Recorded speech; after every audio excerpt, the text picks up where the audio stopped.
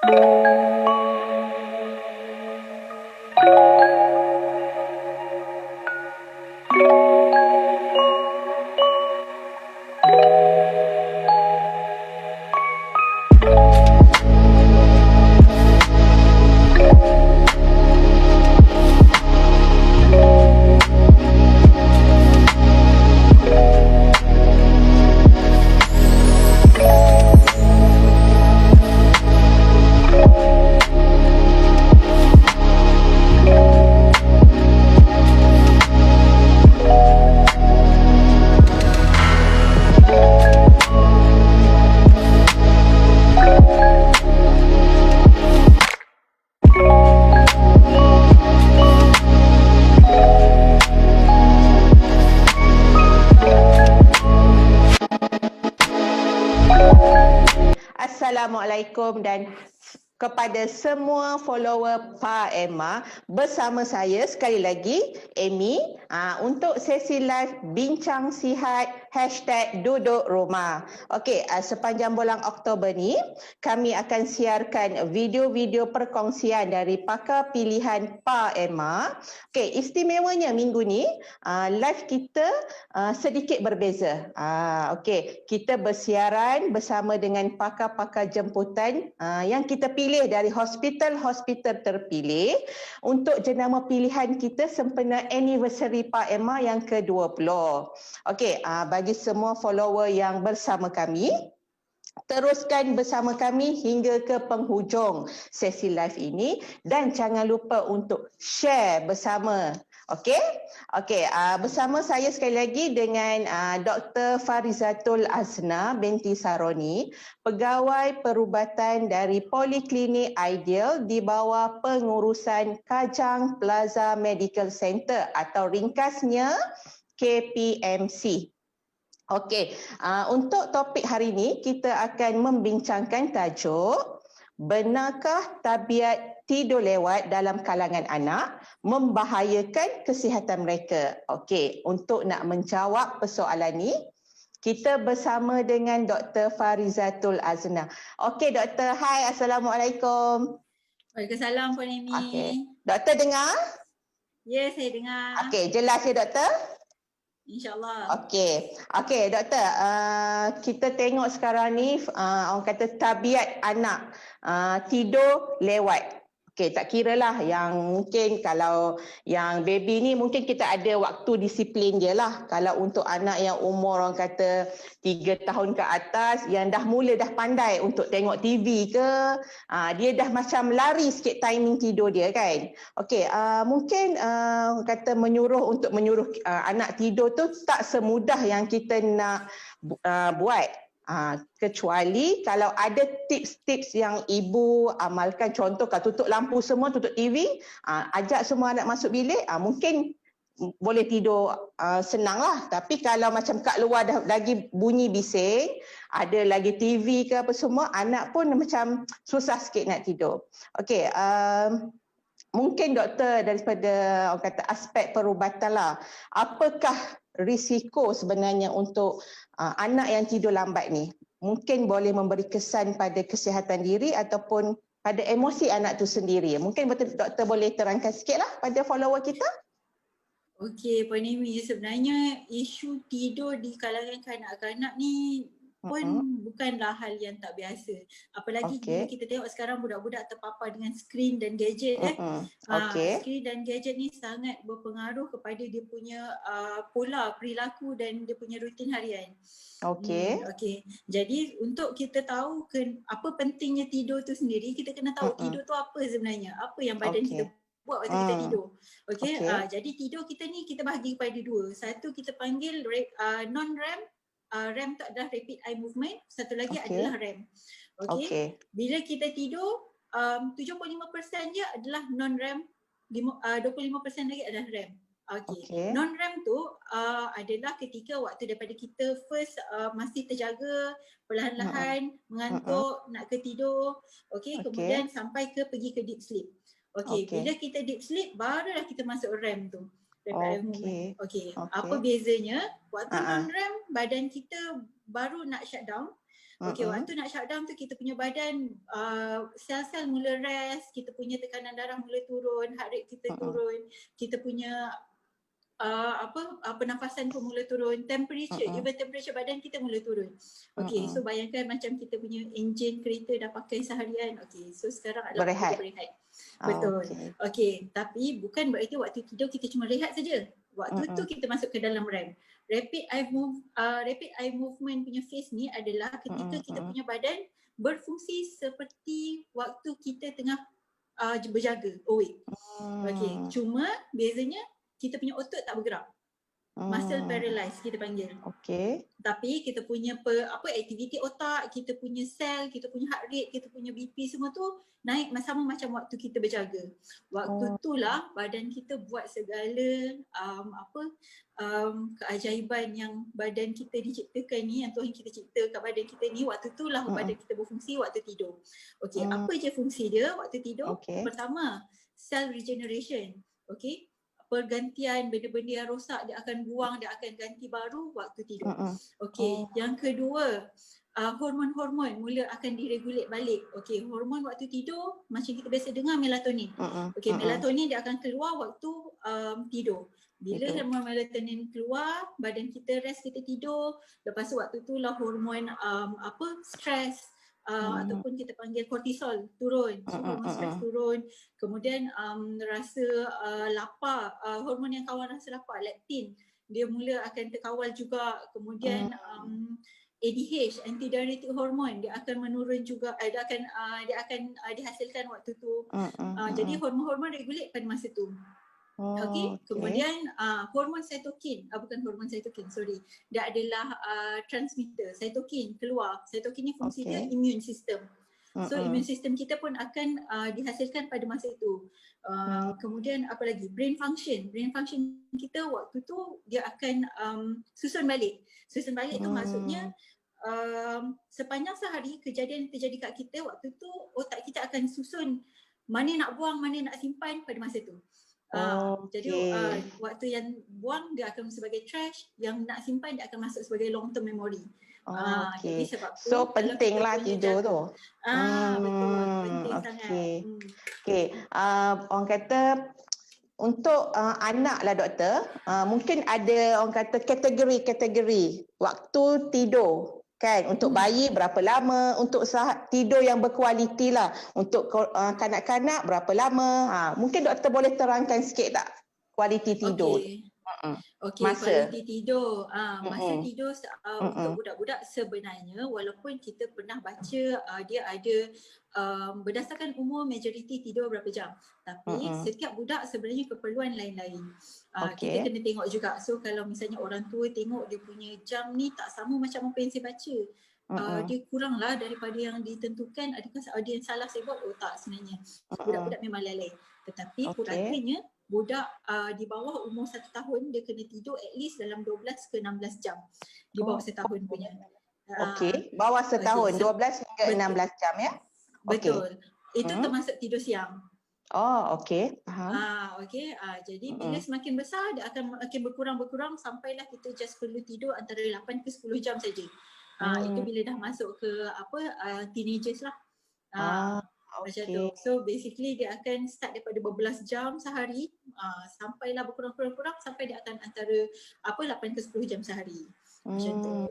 Okey, maksudnya kalau kita rutin untuk anak, contohlah kalau pukul 9 ibu dah biasa tidurkan anak. Okey, waktu contoh 9, kalau dia dah bangun pukul 6 tu kira dah dapat kualiti tidur yang elok lah doktor. Kalau pukul 6 pagi tu. Adakah tu ditambah dengan malam-malam bangun merengek? Itu tak kan. Kalau campur yang merengek macam tu kira belum cukup lagi lah yang betul-betul kan. Dia adalah kumulatif. Jadi campuran kan biasa budak akan tidur 2 jam ke 3 jam sekali tidur kan. Lepas tu dia bangun menyusu ataupun bermain, lepas tu dia tidur balik. So macam tu yang ditambah adalah tidur termasuklah siang hari punya tidur. Faham. Okey doktor, biasanya kalau macam soalan yang kedua lah. anak yang tidur lambat ni sebab mungkin orang kata gangguan gadget yang dia tengok sendiri kan. Jelas sekarang ni orang kata kanak-kanak ni terlampau ramai yang didedahkan dengan gadget. Jadi macam ibu bapa sendiri yang kena pandai kontrol lah untuk orang kata disiplinkan tidur anak tu kan. Sebab kadang-kadang kalau macam tidur lambat ni, kalau anak yang dah orang kata berusia lah, maksudnya mungkin umur 6 tahun ke atas, dia orang macam nak makan, lapar. Kan. Jadi mungkin kalau malam mak-mak ni dah malas nak masak, jadi dia orang ambil lah stok-stok apa yang ada kat rumah. Adakah orang kata lapar waktu malam apabila tidur yang lambat ni akan menggalakkan masalah obesiti pada anak ke ataupun penyakit-penyakit lain? Mungkin doktor boleh jelaskan jugalah mengenai kesan tidur lambat ni. Okey, so faktor kenapa budak tidur lambat sebenarnya banyak. Okey, selain daripada satu gadget, betul, screen time akan mengganggu rutin dan habit perilaku. Okey, kemudian yang kedua boleh juga daripada segi dia punya aktiviti sehari-hari. Maksudnya pada siang hari dia kurang bermain, dia tak aktif, banyak tidur, jadi malam dia tak akan begitu mudah untuk tidur. Okey. Kemudian yang ketiga dia punya cara daripada kita sebagai orang tua untuk menidurkan dia. Contohnya adakah dia dibawa masuk dalam bilik yang gelap disuruh tidur pada pukul 9 ke, ataupun kita biar dia bermain sampai dia penat ke baru kita nak bawa masuk, macam tu. Kemudian kondisi sekeliling, okey, tempat tidur sangat mempengaruhi. Sebab tu kita selalu advise untuk ibu bapa sediakan tempat tidur yang selesa. Contohnya katilnya, selimutnya, kalau dia perlu teddy bearnya ke, suhu aircon ke, sejuk panas ke, so benda tu semua kena disusun. Mempengaruhi lah. Betul, dia mempengaruhi. Kemudian makanan. Satu lagi tadi pun cakap pasal pemakanan ni, dia untuk memudahkan budak tidur sebenarnya snack ringan dapat membantu. Contohnya macam susu ke, roti ke, cereal ke, buah even, dia boleh dapat membantu untuk lebih mudah tidur. Sebab bila lapar, dia akan macam walaupun dia ngantuk, nanti dia akan terbangun sebab lapar. So quality sleep pun akan terganggu. Macam tu. Jadi itu dapat membantu untuk tidur. Tapi doktor, kalau kemungkinan untuk anak lewat tidur ni, adakah kemungkinan untuk orang kata obesiti tu ada tak doktor? Sebab ramai juga yang mak-mak yang concern mengenai benda ni kan. Okey, so tidur lambat dia kenapa boleh dikaitkan dengan obesiti? Sebab yang pertama macam saya cakap tadi, satu hormon yang mengawal rasa lapar iaitu leptin tu, dia dikawal, dia dihasilkan waktu kita tidur. Jadi bila tidur terganggu, hormon tu pun akan terganggu juga. Jadi budak akan mudah rasa lapar bila dia semakin lewat tidur. Okey, kemudian yang kedua, bila dia lewat tidur, dia akan tengok TV. Tengok TV ada iklan-iklan makanan. Jadi dia akan terdedah, expose kepada ads, kepada iklan-iklan yang makanan tu menyebabkan dia rasa nak makan. Dan bila malam bukanlah ada makanan sangat kan. Kita tak adalah nak preparekan makanan lengkap. Jadi jadi bila macam tu makanannya junk food lah dia masuk.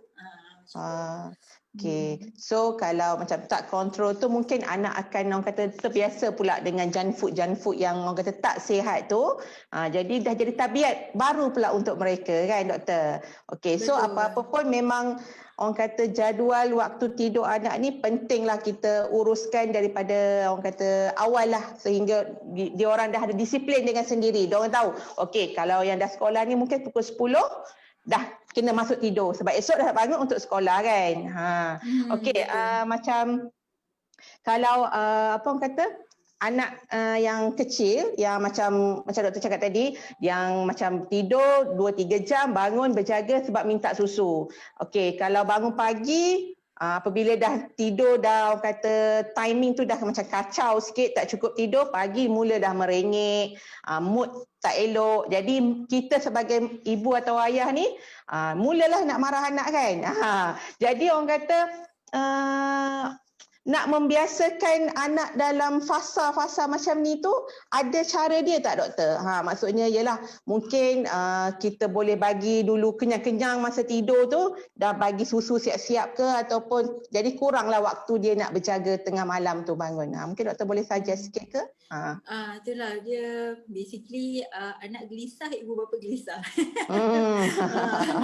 Jadi apa yang kita boleh buat adalah budak ni kan dia punya jadual dia belum tersusun lagi. Jadi itulah fungsi kita sebagai ibu bapa untuk susun dia punya jadual. Okey, apa yang saya boleh advise tentang pengaturan jadual tidur ni, macam yang tadi saya kata, satu, rutin. Selalu buatkan rutin. Dia daripada orang yang tak ada kebiasaan, kita nak buatkan satu kebiasaan ambil masa lama. Jadi kalau boleh sedari awal cuba susunkan rutin dia untuk budak-budak mengikut keperluan. Bila waktu perlu tidur, bila waktu perlu bangun, bila waktu perlu makan. So benda tu kena jadikan kebiasaan. Kemudian betul tadi yang Puan kata perut kenyang supaya tidur lama, itu betul. Jadi sebelum tidur pastikan keperluan makanan tu dah tercukupi. Macam saya kata tadi, kalau perlu snack malam sebelum tidur, bagi snack malam. Apalagi untuk budak-budak yang umur 3 tahun sampai 5 tahun, yang tu kan dia punya keperluan makan dah lebih banyak. Jadi kalau perlukan susu ke, perlukan roti ke, bagi dulu sebelum tidur. Tak perlu makan berat, yang ringan-ringan je. Yang ringan-ringan je lah. Okey. Betul. Maksudnya pilih roti ke, buah-buah macam itulah, susu yang ni lah. Okey. Maksudnya elakkan juga daripada kita bagi junk food lah untuk anak untuk waktu nak tidur tu. So, tapi ada juga orang cakap kalau kita bagi coklat untuk anak. Maksudnya anak makan coklat sebelum tidur. Nak tidur tu bukan main susah. Maksudnya aktif dia tu lain. Betul tak doktor tu juga? Itu pun mempengaruhi ke coklat tu? Pemakanan tu. Dia beza untuk orang besar dengan budak kecil. Kalau orang besar ni coklat memberikan kebahagiaan. Tapi untuk budak kecil coklat memberikan sugar rush. Sebab coklat dia budak kecil dia tak akan makan dark coklat macam kita. Dia akan makan coklat yang bergula. Jadi bila coklat bergula, gula tinggi akan lebih mengakibatkan dia orang lebih aktif. Jadi kesudahannya tidurnya jadi lebih lewat. Jadi tak tepatlah untuk pemberian coklat sebelum tidur. So elakkanlah kalau anak minta gula-gula ke coklat untuk tu, sebaiknya jangan bagilah. Jangan. Elakkan bagi. Bagi buah lah lebih baik untuk menggantikan coklat ke gula-gula kan. Okey. Betul. Okey doktor. Untuk last kali lah nasihat doktor lah untuk ibu bapa di luar yang kata nak memastikan tidur anak ni teratur, berdisiplin, dan juga untuk nak mengelakkan juga bahaya kesihatan pada mereka kan. Mungkin doktor boleh bagi nasihat sikit lah sebagai orang kata pakar perubatan dalam bidang ni kan. Okey, jadi untuk ibu bapa yang ada masalah anak tidur lewat, macam saya tadi bagi tahu, minta tolong sediakan rutin sedari awal. Jadi dari awal preparekan rutin yang betul untuk kanak-kanak, susunkan jadual untuk kanak-kanak mengikut keperluan. Okey, kemudian yang kedua, selalu penuhi keperluan anak-anak. Keperluan tu maksud saya dari segi physical activity di siang hari, keperluan untuk tidur siang sekejap untuk memberikan dia orang waktu rehat. Okey, kemudian keperluan untuk makanan dan susu. Jadi bila keperluan semua itu terpenuhi, insya-Allah dia punya rutin akan lebih mudah kita susun. Okey. Jadi sebab kena selalu ingat tidur bukan sahaja menyebabkan badan kita untuk badan kita rest, tapi juga tidur tu ada perkembangan, ada development yang terjadi waktu ketika kita tidur. Jadi bila development tu sangat berpengaruh kepada kanak-kanak lah. Jadi itulah pentingnya tidur tu kita jaga. Quality sleep. Okey, quality sleep kita. Okey doktor, mungkin perkongsian doktor ini akan menjadi orang kata peringatan manfaat kepada semua ibu bapa di luar sana. Okey, untuk kita ending sesi live kita untuk hari ini, saya sekali lagi nak mengucapkan terima kasih kepada doktor kerana sudi berkongsi input-input yang sangat berguna untuk follower Pak Emma. Okey, dan kepada follower Pak Emma, jangan lupa share live ni untuk manfaat saudara mara kita ke, rakan-rakan kita ke. Okey, untuk sesi live seterusnya kita akan bersama dengan pakar yang lain lagi daripada hospital yang lain. Nak tahu siapa dan hospital mana, kena tengok sesi live kita seterusnya esok. Okey? Okey doktor, terima kasih banyak Terima kasih Puan Amy. Bersama dengan kita. Okey, sekali lagi saya nak cakap, untuk sesi live ni kita bawakan sempena #duduk rumah. Okey? Okey, terima kasih semua. Assalamualaikum. Terima kasih. Assalamualaikum.